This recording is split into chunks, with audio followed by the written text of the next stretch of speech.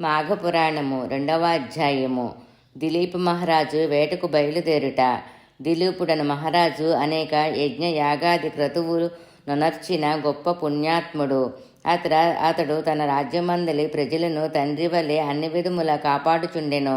ఒకనాడ భూపాలునకు వేట నిమిత్తము అడవికి పోవాలనడు కోరిక కలిగెను. మనసున కలిగిన కోరికను ఎట్టి వారులకైనను నెరవేర్చుకున్నడు సహజమే కదా. ఆ విధంగానే దిలీప మహారాజు వేటకు పోవ నిశ్చయించి వేటకు కావలసిన సమస్త వస్తువులను సిద్ధం చేసి వేట దుస్తులు ధరించి సైన్య సమేతుడై వెడలెను. దిలీపుడు వేటకు వెళ్ళిన అడవి క్రూర మృగములతో నిండియున్నది. ఆ క్రూర జంతువులు సమీపమునందున్న గ్రామములపై పడి పశువులను మనుషులను చంపి నానా బీభత్సములు చేయుచున్నవి. దిలీపుడు అడవిలో మాటు వేసి మృగములను చంపుచుండెను. తన పరివారము కూడా మృగములను మట్టుపెట్టుచుండిరి. ఇలా కొన్ని రోజుల వరకు అడవియందు ఉండి అనేక క్రూర జంతువులను చంపిరి. ఒకనాడొక మృగముపై బాణము వేసెను. ఆ బాణాన్ని తప్పించుకొని ఆ మృగము పారిపోయెను. దిలీపుడు పట్టిబెడవక దాని వెంట పరిగెత్తెను.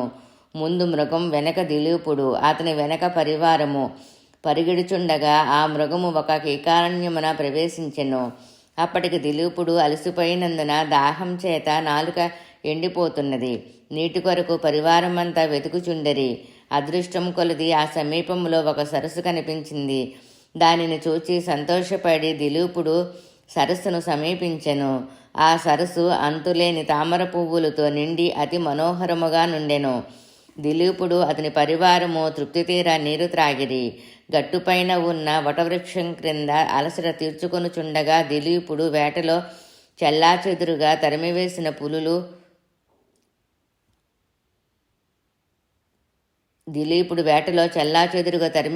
పులులు, సింహాలు, అడవి పందులు మొదలగు జంతువులు కూడా ఆ సరస్సు వద్దకే వచ్చి చేరినవి. దిలీపుడు అతని పరివారము వాటిని చూచి గురిపెట్టి బాణములు వేసి చంపిరి. దిలీపుడు సంతోషించి వాటి చర్మములను ఒలిపించి తన నగరమునకు బయలుదేరి వెళ్ళిపోవుచుండెను. అటులా ఇంటి ముఖము పెట్టి వెళ్ళుచున్న సమయమున మార్గమందు ఒక సద్బ్రాహ్మణుడు ఎదురయ్యెను. ఆ బ్రాహ్మణుడు బ్రహ్మ తేజస్సు కలిగి ప్రకాశించుచుండెను. ఆ విప్రును చూడగానే దిలీపుడు ఆగి నమస్కరించి చేతులు జోడించి నిలబడి ఉండెను.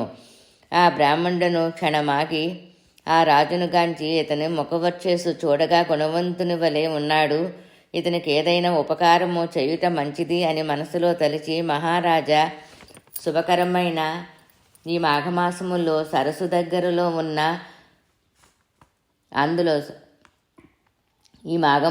సరస్సు దగ్గరలోనున్నను అందులో స్నానం చేయకుండా ఇంటికి పోవుచున్నవేమి? మాఘమాసం మహత్యము నీకు తెలియదా అని ప్రశ్నించెను. ఆ బ్రాహ్మణుని మాటలకు దిలీపుడు ఆశ్చర్యపడి ఆ వృద్ధ బ్రాహ్మణుని చూచి, విప్రోత్తమ, అటులు ప్రశ్నించారేమి అని ఆశ్చర్యంతో పలికెను. పరమపావనమైన మాఘమాసం కాదా అని జ్ఞాపకము చేయుచుంటిని అని బ్రాహ్మణుడు పలికెను. చిత్తము స్వామి, నాకు గుర్తులేదు. రాజప్రసాదమునున్న పురోహితులు చెప్పుయుందురు. నేను మృగయ వినోదినయ్యి వచ్చి అడవిలో కొద్ది దినములుండుట వలన నాకు ఆ విషయం జ్ఞప్తి లేదు. కావున మాఘమాస మహత్యము నెరింగింపవలసినదిగా ప్రార్థించుచున్నానని దిలీపుడు వేడుకొనెను. రాజా, ఈ సరస్సులో స్నానం ఆచరించి శుచివయ్యి ఇటుకు రమ్ము. ఆ పిమ్మట మాఘమాస మహత్యమును గురించి తెలుసుకుని విధము చెప్పెదెను అని బ్రాహ్మణుడు పలకగా రాజు సరస్సునకు వెళ్ళి స్నానం ఆచరించి వచ్చెను.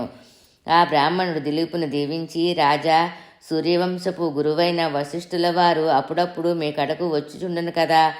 అతని వలన మాఘమాస మహత్యమును గురించి తెలుసుకొనుము. ఆ మహామునికి తెలియనిది ఏమీయూ లేదు. కాన అటులు చెయ్యుము అని చెప్పి బ్రాహ్మణుడు తన దారిన తాను పోయెను. దిలీపుడు వశిష్ఠుని కడకు పోవుట. దిలీపుడు తన పరివారముతో నగరము చేరెను. పదే పదే బ్రాహ్మణుని మాటలు జ్ఞప్తికి తెచ్చుకొని ఎటులను ఆ రాత్రి గడిపెను. మరునాడు ప్రాప్తకాలమున లేచి కాలకృత్యములు తీర్చుకొని మంచి ఉడువులు సకలాభరణములు ధరించి మంత్రి సామంతాదులతో వశిష్ఠుల వారి దర్శనమునకయ్యి వారి